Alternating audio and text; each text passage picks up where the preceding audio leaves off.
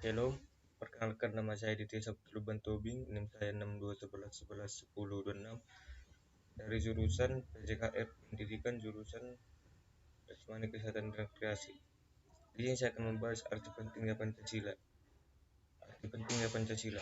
Alasan diperlukannya pendidikan Pancasila adalah untuk membangun generasi bangsa yang cerdas dan berkarakter sesuai dengan nilai-nilai Pancasila dan agar mahasiswa mampu berpartisipasi dalam upaya mencegah dan menghentikan berbagai tindak kekerasan dengan cara cerdas dan damai.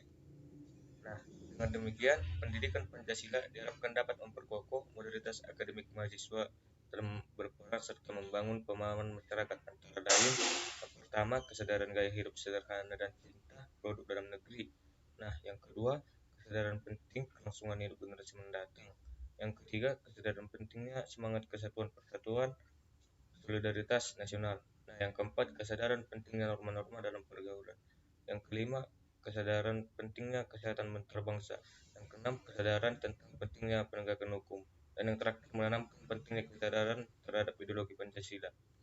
Nah, berdasarkan SKD Pendik nomor 38 garing di garing garing 2002 pasal 3 ayat 2 bahwa kompetensi yang harus dicapai mata kuliah pendidikan Pancasila yang merupakan bagian dari mata kuliah pengembangan kepribadian adalah menguasai kemampuan berpikir, bersikap rasional dan dinamis, serta berpandangan luas sebagai manusia intelektual dengan cara mengantarkan mahasiswa.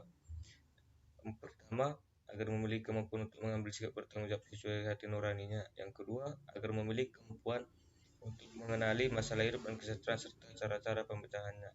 Yang ketiga, agar mampu mengenali perubahan-perubahan dan perkembangan ilmu pengetahuan teknologi dan seni. Yang keempat, agar mampu memaknai peristiwa sejarah dan nilai-nilai budaya bangsa untuk menggalang persatuan Indonesia. Nah, satu, sumber historis pendidikan Pancasila.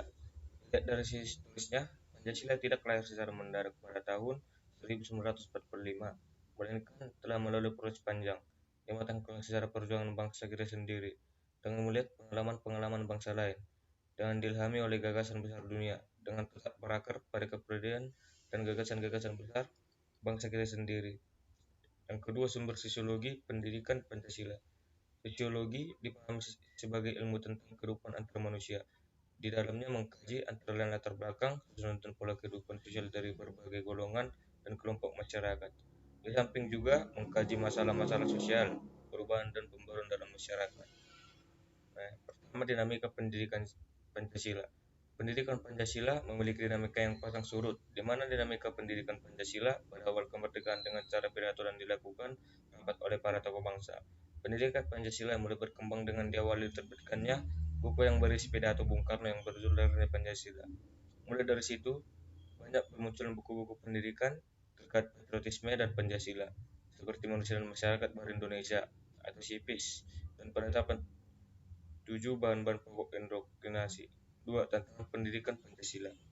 Tantangan ini berasal dari perguruan tinggi, misalnya faktor-faktor yang ketersediaan sumber daya, ataupun tentang tantangan yang bersifat eksternal untuk memahami dinamika dan tantangan Pancasila pada era globalisasi. Dirjen Dikti mengembangkan esensi materi pendidikan Pancasila yang meliputi yang pertama, pengantar perkuliahan pendidikan Pancasila. Yang kedua, Pancasila dalam sejarah bangsa Indonesia. Yang ketiga, Pancasila sebagai dasar negara. Yang keempat, Pancasila sebagai ideologi negara. Yang kelima, Pancasila sebagai sistem filsafat. Yang keenam, Pancasila sebagai sistem tematika Pancasila. Yang ketujuh, Pancasila sebagai dasar nilai pengembangan ilmu. Pentingnya pendidikan Pancasila untuk masa-masa mendatang.